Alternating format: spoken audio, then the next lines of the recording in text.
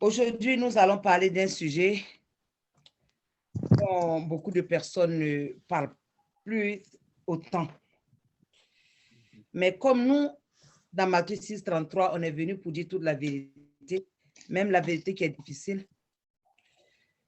Je remercie le Seigneur qu'il a mis dans ma bouche des paroles qui, souvent, ça peut blesser, mais ça amène le monde à changer.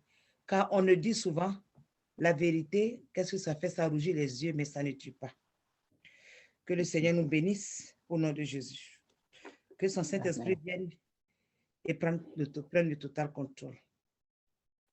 Aujourd'hui, j'ai eu à cœur de nous parler des œuvres de la chair. Amen. Amen. Yes. Donc, j'aimerais que nous lisons Galates 5, versets 19 à 21, où nous allons voir la liste des œuvres de la chair. Je voudrais commencer quelque chose un peu comme un séminaire où nous allons rentrer dans les œuvres de la chair en détail et puis expliquer tout un à un. Parce que c'est très simple de simplement aller au Galates 19, 21, parle des œuvres de la chair et puis on lit et puis on cite. Mais est-ce qu'on comprend la signification de ces choses? Est-ce qu'on comprend? Donc, c'est ce que le Seigneur m'a mis à cœur aujourd'hui de commencer à expliquer. C'est une petite exhortation. Donc, nous allons lire Galates 5, verset 19 à 21. 19 à 21. En fait, tu peux commencer à... C'est de 19 à 21. Je lis au nom de notre Seigneur Jésus-Christ. Oui. Or, les œuvres de la chair sont manifestes. Ce sont l'impudicité, l'impureté, la dissolution, l'idolâtrie, la magie, les inimitiés, les querelles, les jalousies, les animosités, les disputes, les divisions, les sectes, l'envie, l'ivrognerie, les excès de table et les choses semblables. Je vous dis d'avance, comme je l'ai déjà dit, que ceux qui commettent de telles choses n'hériteront point le royaume de Dieu. Amen. Amen. Donc, comme on vient de le voir, la parole de Dieu dit clairement que ceux qui commettent de telles choses n'hériteront point le royaume de Dieu. C'est la raison pour laquelle ces choses, toutes les églises doivent les enseigner. Les enfants de Dieu, les serviteurs de Dieu doivent les enseigner au peuple. Parce que nous marchons ici, pourquoi? Notre espoir, c'est être dans le royaume des cieux, c'est d'hériter le royaume des cieux, de Dieu. Donc, si on n'est pas enseigné en détail pour comprendre cela, beaucoup de personnes pourraient être en train de vivre dans le péché sans même comprendre, n'est-ce pas? Et la parole de Dieu dit dans le verset 13, dans le verset 18, « Si vous êtes conduits par l'Esprit, vous n'êtes point sous la loi. » N'est-ce pas? Le Seigneur veut que nous nous laissons conduire par l'Esprit de Dieu. Et quand on est conduit par l'Esprit de Dieu, tout ce que vous venez de... Maman vient de lire là, ce sont des choses qui ne font pas partie de notre comportement, n'est-ce pas? Donc, nous allons commencer à expliquer la première chose qui a été donnée. Dans certaines Bibles, on dit qu'il s'agit de l'impudicité. Or, les œuvres de la chair sont évidentes. Ce sont, certains ont dit l'impudicité, ma Bible dit la débauche. Maintenant, qu'est-ce que ce mot-là signifie? Nous avons donc besoin de connaître ce mot impudicité, en fait, que nous puissions éviter que ça fasse partie de nos caractères. Puisque celui qui a l'Esprit de Dieu ne peut pas vivre dans l'impudicité. Est-ce que quelqu'un connaît la définition du mot impudicité? Ceux qui sont avec moi ici. Impudicité, quand je vois, c'est quelqu'un qui n'a pas une vie rangée. Qui n'a pas une vie rangée. Qui n'a pas une vie rangée. Comme par exemple, je peux dire quelqu'un, que ce soit un homme ou une femme qui a des petits amis, des petites copines à gauche, à droite. Donc, tu n'as pas une vie rangée. Amen. Et quand je dis rangée, c'est un peu trop, hein, parce qu'il y a des gens, même quand on dit rangée, c'est-à-dire qu'ils ont une femme même, ou bien et elles ont un mari, et elles continuent dans l'impudicité. Voilà, c'est ça. Merci, maman. Tu as bien expliqué. Dans mes recherches, moi, j'ai vu que l'impudicité, ça vient d'un mot hébreu. Ce mot hébreu-là, c'est zana. Zana, Z-A-N-A-H. Et que ce mot-là, ça signifie se prostituer. Vous voyez, l'infidélité, la débauche. Ça veut dire qu'en fait, c'est un problème comme tu l'as dit, quelqu'un qui n'est pas arrangé, mais c'est surtout dans le domaine sexuel. N'est-ce pas? Quelqu'un qui se vend, cette personne est considérée impudique. N'est-ce pas? Et nous avons vu ici que l'impudicité, ça prend la première place parmi les œuvres de la chair. Pourquoi? C'est parce que je pense que c'est devenu populaire, c'est devenu comme quelque chose de normal dans ce monde. Beaucoup de personnes pratiquent l'impudicité et Dieu ne l'aime pas. C'est pour cela que ce mot-là a été choisi comme le premier mal. Amen. Amen. Donc,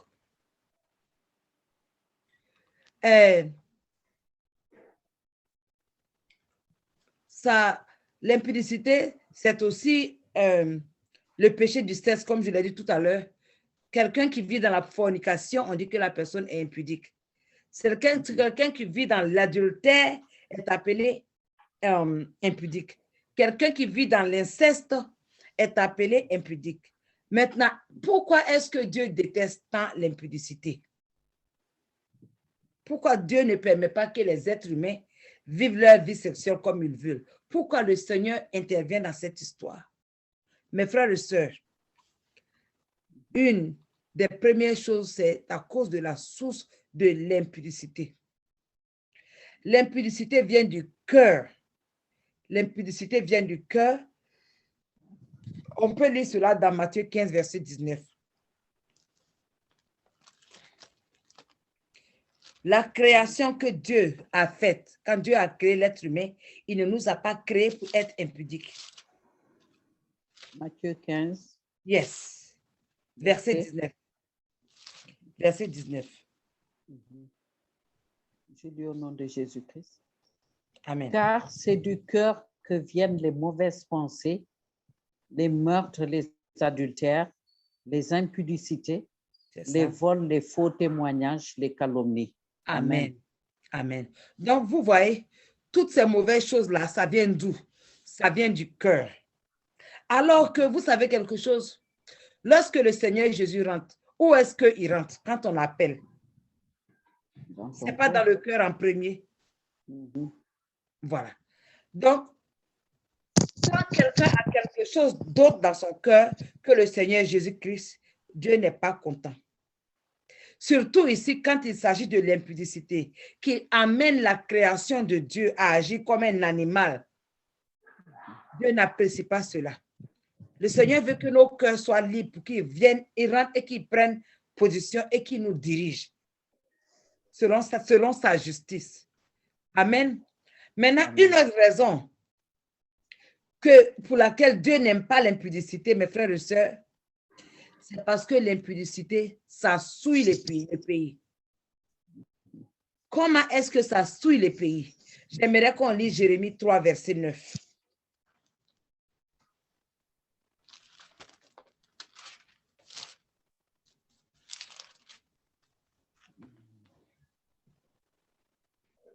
Jérémie 3.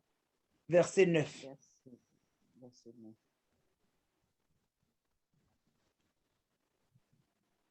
Je lis au nom de Jésus-Christ. Amen. Par sa criante impudicité, Israël a souillé le pays. Elle a commis un adultère avec la pierre et le bois. Amen. Amen. Donc, vous voyez ici, Dieu a dit quelque chose déjà. Il a dit qu'il est un Dieu jaloux. Il a dit de ne pas faire une représentation quelconque des choses qui sont dans le ciel, dans le monde, parce qu'il a dit qu'il n'est pas d'accord avec. Et nous savons que l'être humain est parti prendre les pierres précieuses et autres pour créer des dieux, et puis ils se sont mis à genoux pour adorer ces choses-là. Il y en a qui ont pris du bois pour pouvoir créer des dieux, et puis se sont mis à genoux, se sont levés contre Dieu. Vous voyez? Donc ici, on voit que à cause de ce genre de comportement, Dieu n'est pas content. Dieu dit que le pays a été souillé. Ce n'est pas une seule personne qui a été souillée, mais le pays entier, la terre a été souillée. Et ici, quand on parle d'impudicité ici, ce n'est pas forcément que c'est un homme et femme qui sont allés coucher ensemble. Mais lorsque nous, que Dieu a créé à son image, on s'en va montrer notre allégeance à quelque chose qui a été créé, Dieu appelle cela aussi de l'impudicité. Il appelle cela aussi de la prostitution. Et si vous réfléchissez, excusez-moi du mot, si vous voyez ce qui est écrit dans l'Ancien Testament, quand vous lisez beaucoup, vous allez voir qu'il y a des démons du sexe avec lesquels les êtres humains partaient coucher.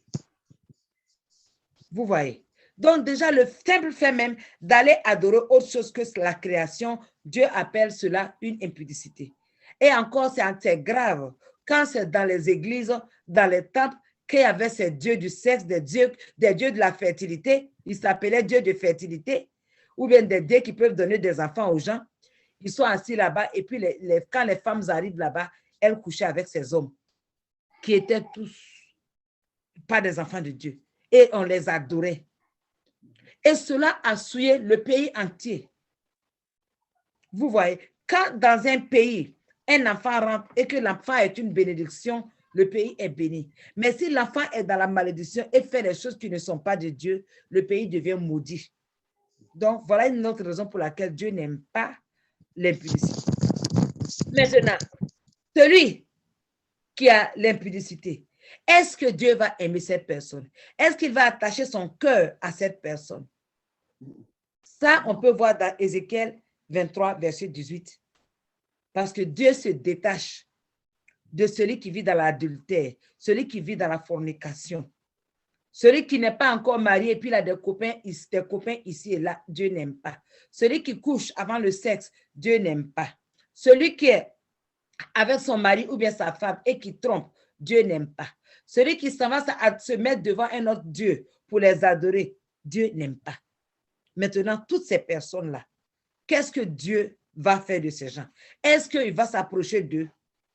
Regardons ce que la parole de Dieu dit dans Ézéchiel 23, verset 18.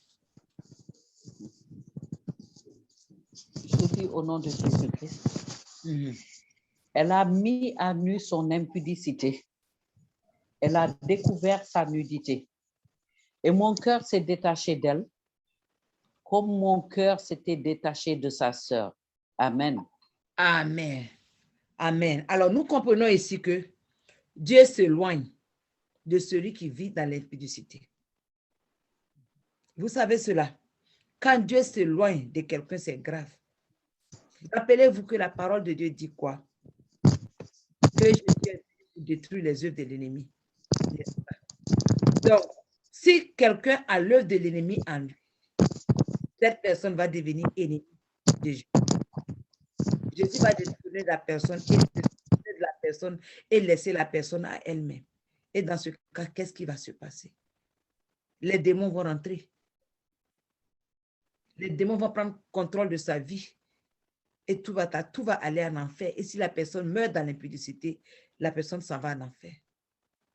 C'est l'impudicité qui amène les femmes et les hommes qu'on voit dès que l'été commence, dès que le printemps commence. Les gens marchent dehors presque nus. C'est une vie de débauche. C'est l'impudicité qui amène les gens à mettre des bagues sur leurs pieds. Qui amène les gens à aller embrasser leurs pieds. L'impudicité amène l'être humain à faire beaucoup de choses que Dieu n'aime pas. Et quand c'est comme ça, comme Dieu n'aime pas regarder le péché, il te détourne et puis ne s'occupe plus de la personne. Au nom de Jésus, cela ne sera pas le cas de quelqu'un dans ce groupe-là. Amen. Amen. Maintenant, nous voyons encore que, au-delà de tout ce que nous venons de dire, l'impudicité, c'est une maladie qui est contagieuse. Nous pouvons voir ça dans Apocalypse 18, verset 13. Comment est-ce que quelque chose qu'une personne peut faire peut être une contagion pour amener tout un peuple à faire le même péché. Apocalypse 18, verset 3. Verset 3. Yes, maman. Je lis au nom de Jésus-Christ. Parce que toutes les nations ont bu du vin de la fureur de son impudicité, et que les rois de la terre se sont livrés avec elle à l'impudicité, et que les marchands de la terre se sont enrichis par la puissance de son luxe. Amen. Amen. Amen. Ici, il s'agissait de la grande Babylone. Babylone. La Babylone, Jésus l'a détruite. Pourquoi? À cause de son impudicité. La Babylone est très séduisante dans la chair. Et la Babylone est riche. Cette Babylone-là, c'est elle qui envoie les bijoux pour donner l'impression aux enfants de Dieu qui ne sont pas beaux comme ils sont. N'est-ce pas? C'est elle qui envoie comment on doit percer les oreilles, on doit mettre les perruques, on doit mettre les make-up. Les make-up, c'est les maquillages. On doit avoir beaucoup de choses sur les lèvres. C'est l'impudicité qui envoie ça. Donc, regardez comment quand quelqu'un est habillé de cette façon, je n'ai même pas mentionné le mauvais habit, mais quand la personne a toutes ces choses sur elle, elle sort, elle se croit belle et ça commence à attirer des gens qui sont dehors, qui ne sont pas encore sauvés, qui ne connaissent pas Jésus. Et c'est ainsi que ça se partage. Si dans une famille, il y a une femme, si la femme est dans ces choses-là et qu'elle a ses enfants, soyez sûrs que ses enfants vont faire la même chose. Si l'enfant même, la femme même qui n'est pas dans l'impudicité et que elle a un enfant aussi qui refuse l'impudicité, quand l'enfant là commence à partir à l'école et qu'elle voit que tous ses enfants, tous ses amis vivent dans l'impudicité, ils ont des copains ici et là. Si cette personne-là n'est pas forte spirituellement, la personne peut tomber. C'est ainsi que la plupart des universités ici sont devenues corrompues, sont devenues des endroits d'impudicité. Donc, comprenons que la vie qu'une personne mène, des gens nous regardent. On ne vit pas pour nous-mêmes dans ce monde-là.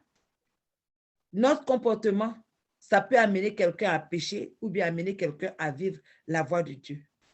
C'est pour ça, la dernière fois, on a parlé d'un sujet pour dire que est-ce que tu es un point d'achoppement? Est-ce que tu es quelqu'un qui fait tomber quelqu'un d'autre?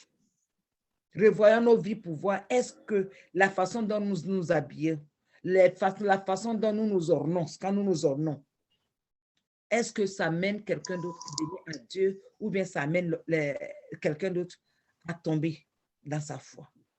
C'est une question que j'ai posée. On va simplement continuer. Maintenant, autre chose encore, nous allons voir que la parole de Dieu a dit que celui qui pêche est du diable. On vient de voir que l'impudicité, c'est un péché, n'est-ce pas? Et la parole de Dieu dit que celui qui pêche est du diable, car le diable pêche déjà depuis le commencement. N'est-ce pas? Est-ce que nous voulons être des enfants du diable?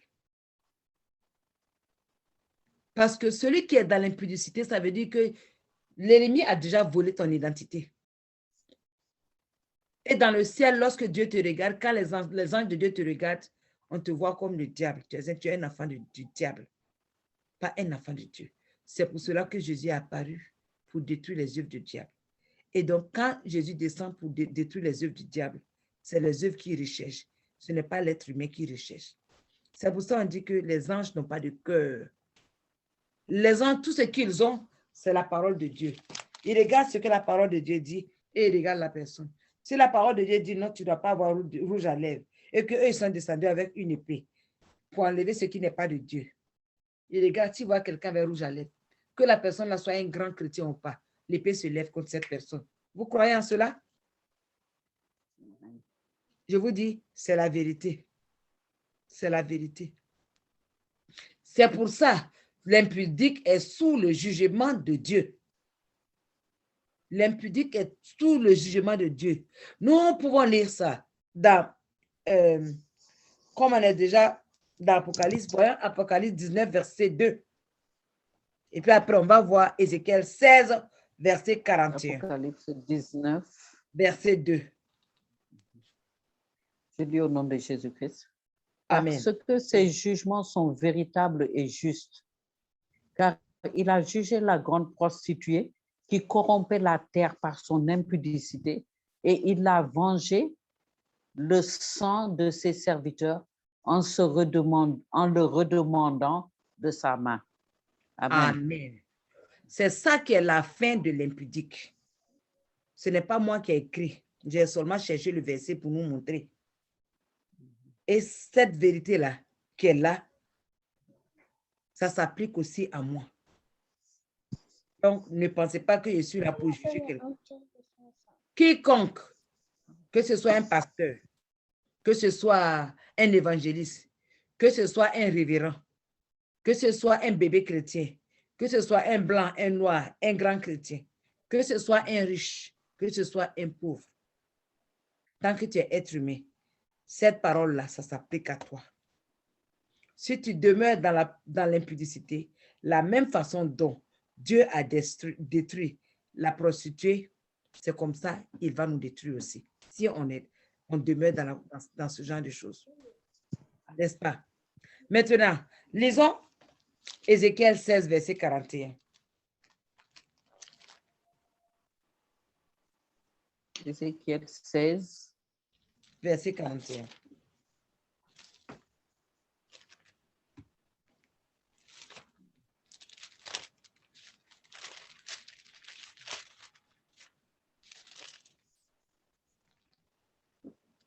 Je lis au nom de Jésus-Christ.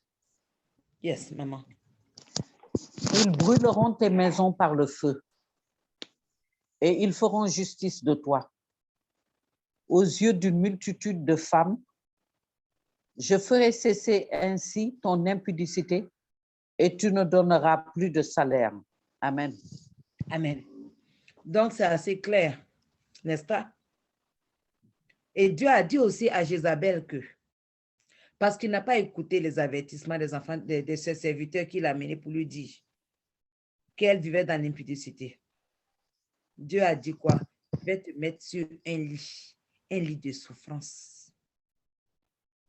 Et c'est ainsi, mes frères et sœurs, que beaucoup de personnes se trouvent dans les lits de souffrance. Ça veut dire des lits de maladie, souvent jusqu'à ce qu'ils meurent. Et malheureusement, beaucoup de personnes, quand ils ont des maladies, ils pensent que c'est un problème de chair. Je suis là pour vous dire que toutes les maladies, ce sont des démons. Ce sont des démons. Il n'y a pas une maladie que la prière ne peut pas chasser. Donc, ce qu'il y a à faire pour sortir des maladies, c'est de revoir sa vie. C'est de revoir sa vie et chercher à mettre tout en ordre. Je vais vous dire quelque chose qui s'est passé dans ma vie. Les quelques semaines passées, j'ai vu des rêves où quelqu'un me présentait un bol de haricots verts. J'ai aussi vu un verre les pommes de terre rouges là. Et puis encore, j'ai vu un autre verre il y avait quelque chose d'autre que le Seigneur m'a montré. Et quand je me suis réveillée, j'ai dit, attends, est-ce que ça là, c'est... Et le Seigneur, en même temps, il me met dans la conviction que je dois préparer ces choses. Et j'ai dit à mon mari, il faut que je n'ai pas t'acheter ces choses, parce que quand le Seigneur commence à me montrer ces choses, c'est qu'il y a probablement une défaillance qui se passe dans mon corps, dans mes veines. Vous voyez? Et effectivement, comme on gêne beaucoup, j'ai vu que j'ai commencé à avoir des étirements, comment on appelle ça? J'ai commencé à avoir des crampes ici et là. Et ça, c'est le signe que je manque de fer, je manque de, je ne sais pas si c'est potassium ou bien quoi là. Il y a quelque chose qui me manque dans le corps. Et comment? Du calcium. Oui, c'est pas le manque de calcium.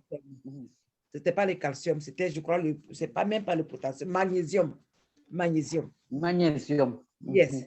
Et j'ai regardé à l'Internet hier et j'ai vu que le haricot est l'un des aliments qui a le plus grand, comment on appelle ça, contenu de magnésium. De magnésium. L'avocat et comment on appelle ça, l'épinard et ce genre de choses-là. Et donc, j'ai commencé à remercier le Seigneur. Parce qu'il sait que la maladie arrive. Mais parce que je le sais, il m'envoie déjà la guérison dans la nourriture. Maintenant, c'est à moi de faire, de manger et je vous garantis, dès que je vais prendre ça, ça va finir. Ces crèmes-là vont s'arrêter. Donc, c'est pour vous dire que nous devons tout faire pour chercher à mettre notre vie correcte devant le Seigneur. Dieu n'aime pas la débauche, il n'aime pas l'impudicité. Vous voyez, il y a des moments, il y a des gens qui disent, oh, je suis vivante, je respire, je bouge, je vaque à mes occupations. Je peux faire plein de choses. J'ai beaucoup d'argent. J'ai un mari qui m'aime. J'ai mes enfants que j'aimais qui m'aiment. Vous voyez, tout va bien. Des gens qui disent ça, tout va bien chez moi. C'est que c'est sûr que Dieu m'aime. Mais Dieu est en train de dire, si tu fais ces choses-là, si tu as toutes ces choses-là et que tu es impudique, tu ne vas pas hériter le royaume de Dieu. Si tu construis la maison de Dieu et que tu es impudique, tu ne vas pas hériter le royaume des cieux. Si tu es milliardaire, si tu es gentil et que tu es impudique, tu ne vas pas hériter le royaume des cieux. Si tu donnes ta dîme et tes offrandes et que tu demeures dans l'impudicité, tu ne vas pas hériter le royaume des cieux. Si tu te remplis des choses d'Isabelle et que tu meurs dans ça, mon frère, ma soeur, tu ne vas pas hériter le royaume de Dieu. Donc, j'aimerais qu'on réfléchisse, on va se laisser avec une réflexion, une question de réflexion. Vaut-il la peine de passer une éternité dans le feu de l'enfer pour quelques années? Pour quelques années dans ce qu'on appelle dans ce monde-là les plaisirs du monde? Est-ce que ça en vaut la peine? La parole de Dieu dit quoi?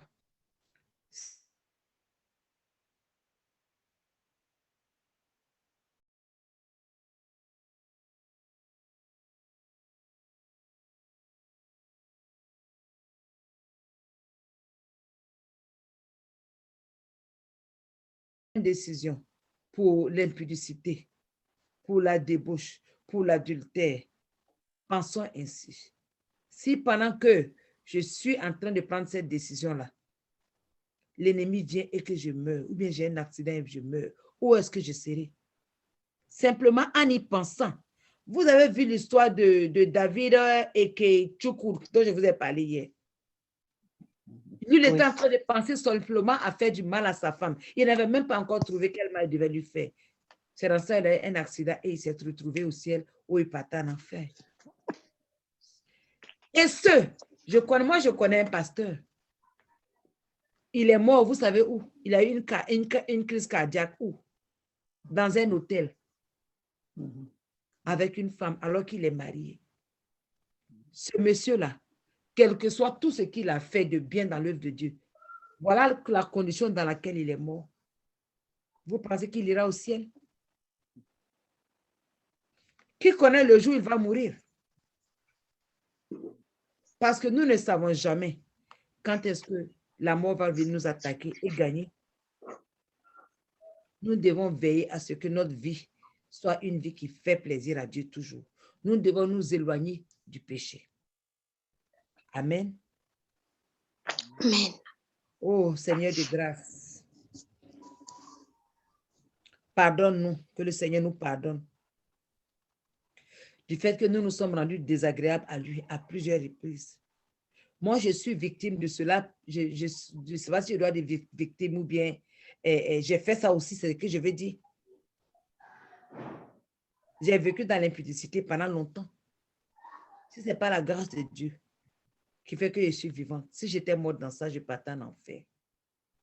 Donc, ma soeur, mon frère, toi qui m'écoutes aujourd'hui, je viens te dire, si Dieu m'a fait cette grâce, je ne suis pas morte encore, et que toi, tu entends ça aujourd'hui, fais tout pour ne pas rentrer dans le péché. Parce qu'actuellement, c'est la fin des temps et l'ennemi ne s'amuse pas. Surtout quand tu as servi bien Dieu et puis tu commences à penser à faire du mal, à tomber dans le péché. L'ennemi vient très, très vite pour chercher à te tuer. Si ce n'est pas la grâce de Dieu qui est sur la personne. Certaines personnes le font.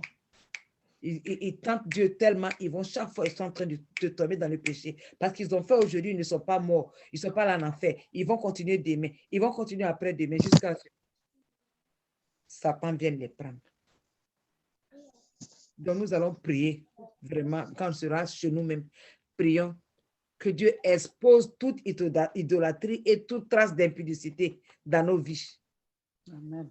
Qu'il nous expose cela, qu'il nous les montre, en fait, que nous puissions nous en séparer et que lui-même nous donne la force de nous en séparer au nom de Jésus. Amen. Que Dieu nous aide. Parce qu'il y a des gens qui vivent ensemble et qui sont dans le péché. Pourquoi? Parce qu'ils disent que leur argent n'est pas suffisant pour payer leurs factures. Et que c'est à cause de ça qu'ils se mettent ensemble. Mais ça, c'est un péché. Il y a des gens qui se disent, nous sommes fiancés. Mais les fiançailles, là, ce n'est pas une licence pour pécher. On a bien vu le cas de Joseph dans la Bible. Joseph était fiancé à Marie, mais il n'avait pas couché avec elle. N'est-ce pas?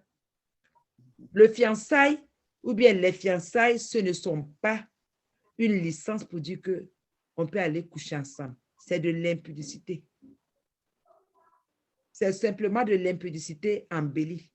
Pour ne pas dire que, oh, je vis dans le péché, je suis dans l'impudicité. On dit, ah, c'est ma fiancée, oui, c'est mon fiancé.